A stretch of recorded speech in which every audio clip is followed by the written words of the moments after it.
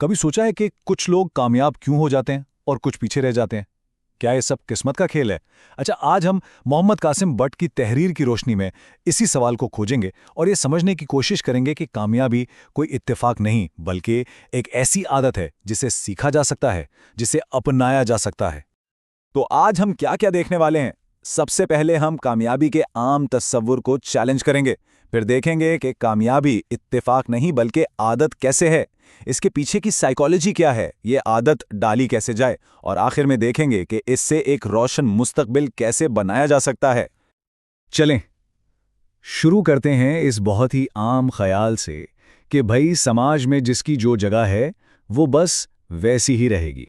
एक बड़ा सवाल जहन में आता है ना, कि क्या वाकई ऐसा है कि अमीर हमेशा अमीर ही रहेगा और गरीब हमेशा गरीब? क्या ये तबके हमेशा के लिए तयशुदा हैं? लेकिन हकीकत तो कुछ और ही है।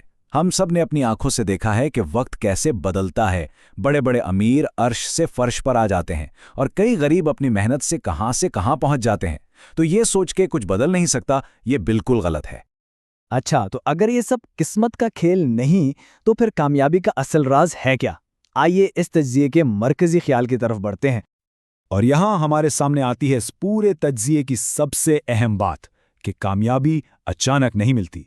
ये कोई लॉटरी नहीं है, ये एक आदत है जिससे बिल्कुल किसी पौधे की तरह मेहनत और सही हिकमत अमली से परवान चढ़ाया जा सकता है।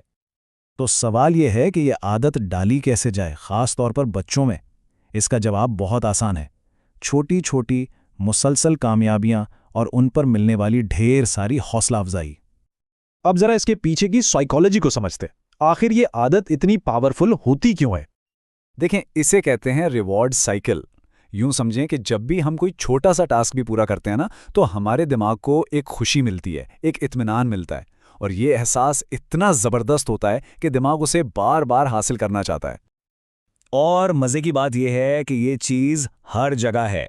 वीडियो गेम्स में कॉइन्स जमा करने से लेकर सोशल मीडिया पर लाइक्स मिलने तक, बड़ी बड़ी कंपनियां इसी इंसानी नफ्सियात को इस्तेमाल करके हमें अपनी ऐप्स और गेम्स से जोड़े रखती हैं। लेकिन देखें, ये एक ही उसूल है, लेकिन इसके नताइज अच्छे भी हो सकते हैं और बुरे भी, बिल्कुल एक दो धारी तलवार की तरह। इसी उसूल से रोज़ाना वर्जिश की अच्छी आदत भी बन सकती है और जुए जैसी बुरी लत भी लग सकती है।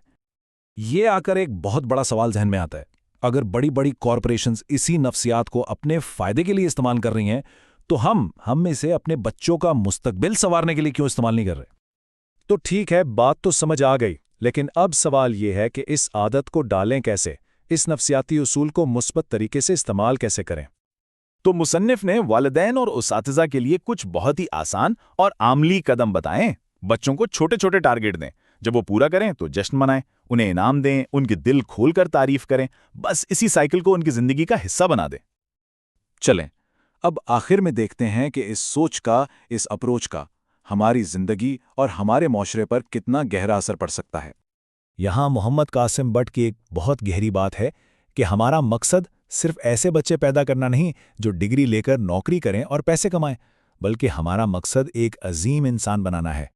मतलब जब बुनियाद ऐसी होगी तो फिर जो नस्ल तैयार होगी वो सिर्फ अपनी जिंदगी नहीं संवारेगी, बल्कि वो पूरे माशरे के लिए एक रोशनी का मीनार साबित होगी। तो मैं आपको इस आखिरी सवाल के साथ छोड़े जा रहा हूं।